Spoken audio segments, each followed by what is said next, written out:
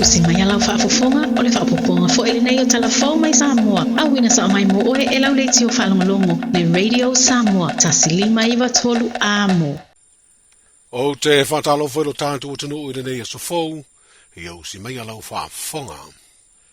Wa walo ia le bilis tenu le whalaptonga tu maonti o le tō manga mo e pōpua ngā tia le sili atu ma le miliona tala. Wa whaamoe moe maua i le au foa i o e kālesia, whaalaptonga ese ro tātu o tunu, whape mātunu i whafo, o le foa i le malo matanga te to tasi. I le leiti o foni sa ili tupe le tō manga na whaatino le sto na internet nei. E mai an whaamoe moe peo na whaero mai le bilis tene, le wharetua i asiri ni ulina jang, o mawhai na wha mao popo le iwa se lau fast furu no afe tā la. E lima se lau afe le fōa i le malo e peo na ta oto i fuafuanga o ngā ruenga le tūsanga wha ale tupe fōu wa amatalia nei. Lima se furu no afe tā la se fōa i mai Amerika, e le o mana o le tangata po i la tau na whaia le fōa i e wha iloa. Ai wha pēnā fō i se fōa i tupe, e lua se furu afe tupe New Zealand. E se furu lima afe tā la le fōa i le tasi market i New Zealand, ma le tolu sfuru afe tā lao le fōa i an whaalap tonga e tā ua, e le sā wale alofa i to tonu o le stete o Utah i Amerika. Whaalia le Palestine o le tō manga, e ma eu le tali le leia le atunu i whafo ma sā moa le whaamoe moe, ma o le anganga whaafitai lea le whaalap tonga. O le asururu le vāso nei e maua anto ai lea o whainga o le seleni o maua le seini ngā tupe, a le tō manga moe pupua ngā tia le whaamoe moe whaatupe ei alatu ngā ruenga whaaloto i whale, ono o se au nanga tu mauti e whaalongolango, i le anga le lei o tangata o whaalap tonga whaapema e kale sia. O leo o whaamautu se tasi o viso soani le Uni Europa, e tau ala mai lea le whaalap tonga o whaatoanga batang mawhalalorangi le FAO. Mo se tasi o porkala me fōa le whaalap tonga o se la lau malo o whaatasi, i le whaamoe moe si iti ai le tūlanga o le atina o whaatoanga ma whai ngā whaiva i ro tātu utunu, whapea tunu o Fiji ma Solomona. Wa whaeloa le minstao whaatoanga ma whai ngā whaiva, le sunga la auli le ua tea pola te Vafosi Smith, le whaamautua lea fōa ina ua mae o na ia sainia whaatasiai ma minstao whaatoanga Fiji ma Solomona, le whiangainga ma le Uni Europa, e whaamatu ma iai lea fisoa swani. O le asongfua le amatanga o le niva yaso, na saini ai lea maria ngai Fiji, e pēra sātu uai lo tātu utunu e le minstao, mo lea saini ngā lima. Ia o le sola le fatoa mai le saininga o le nei whengainga tā ua le nei aso, na saini ai le tātou whainga malo, e le lo sainina o le nei malienga whape fo i le minista whatoanga o Fiti ma le minista whatoanga Solomona.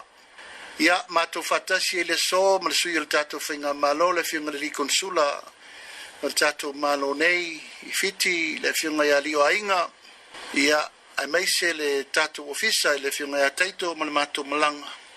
I o leo whatoa mai le whamoe moe le nei aso. Ia vi ia le tua le tāpo i mai sa moe i whanua. Ai mai se foi le tāpo i mai sa moe po whelama le tafo le rarorangi. Ia o lo whapenau na tāpo ai whaiva o le tātou whainga malo. Le nganga lawa ia o le tātou sa irili manongi ma tātou sa irili malo ma tātou tālasanga pei tūlanga masani. E mai e so soani e wale tina ina o si tatou atunu e ala i le mtanga luenga whatoanga mwhainga whaiva o lo tautu ai o le toi foi whaftai tele le tapo inga si o tatou atunu i ona vaenga i sese mei se le tapo e mai whionga tamai tai palemia ministar ka peneta ia mei se le tatou whainga malo le wei manuia le saininga o le nei whengainga ne vafa whenga ia i o le tātou whainga malo e maise. E le malo o Solomona ma le malo o Fiti. Ma le Uni e lopa ia ma le atunu o Solomona. Ia whaftai le tua wa e malmanuia me umore ne yaso. La so foi ana le la sa fatasi tua inisi o whainga whawai al tātou FAO te Tala Fou Mai Fiti. I le tai au mua leu whai ua i le fiafire nei. I le saininga alo ia o le tātou vai ngā tupe. E 3 miliona, 3 selau, 3 lima afi. Tupe euro. Nono no vinga e tātano le sulmon 2 miliona tala Samoa. Le fionga le minstao whaatoanga ma whainga whaiva mai Fiti sana whaasara launga i awala o fiso tainga whaona po nei. Na ia whaalawi lo ai le fiso swani. a le Unia Europa ma le FAO. Wa savali le fitu masina o nofo tau fia pele wa inga leo. Le tamata le vau Edward Brian Chira Fanweli, i mōrianga le fasio di tangata wha moina ma isi mōrianga e wha o loo ia te ena. Mai faso o ta ia mōrianga i le maliu se tamai ta i leo ia te sema o le tausanga ua mawai. O le masina o Februari na uma i le wha i ungola na tāru sanga i te tala i tua ni ai inga ua le talia. Ai o le amatanga o le neiva yaso na tu ina atua i le isia na tāru sanga. E ala ila na loo ia mōri te tala i tua. E whaatari eile su ino mōri maua leo i ana mōrianga. Le ua whaatulanga o le masina o mati o le tausanga fōu. E su e ai ia mōri mau. O le asunga fua asau e toe vala waila na tāru sanga mo le su ina. Ai ua whaaua upeo na nofo tāu fia de wharipui tānu malala. I se tasi o tala mai le whaam sinonga o le lawina o se whaasalanga o malele ato fu paulo. Ma le mai whai o so sione. O toe tōru po i le asfareida le asfutasi o le masina fōu le nei o kuso. O le asfareida na te nei le whaatulanga e lau wai le whaasalanga. Peita i le ia manoa le whaamsino o no o se tuangia tāua. Wa whaapopo ai le isi lua vai aso ia malele sa ili eisa na lo ia mai whafo e pei o na manao i ai. Ma ua whailo ai e le whaamsino pe maua se lo ia pele ai e whaau au peo na lau le whaasalanga i mōrianga o whaamaunia. Mōrianga i o le tau pule pule whao o le mariu i le sa avea ma pāne mia.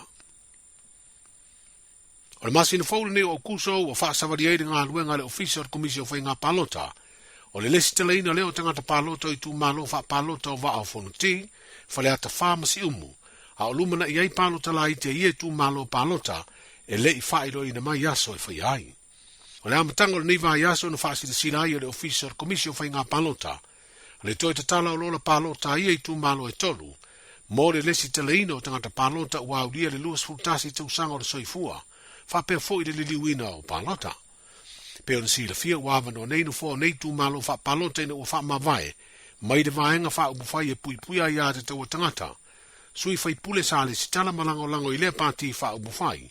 Le tō wha ia ale vena ale, tu uan si leota, ma le tō wha ia mau si osi pui pui mai.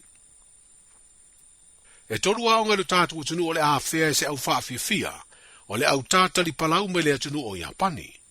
O le wha moe moe o le malanga mai le atunu o le au wha fia, o le sami ina leo le atoanga o le lima sa furu te usanga, talu na whaipaanga ia le atunu o le malo Samoa.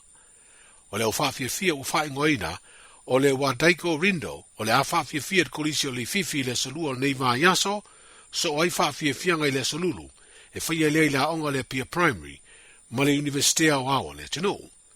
O le maoto tu manganu i malifa i le stofia vai aso nei lava, e whai ai le whaafia fianga mo le lautele le tino, ia mo o whaeloa e te tau na whaatonu mua no foa, o nei uti awanoa i le vaenga o whaafia fianga, o lea no fuanga.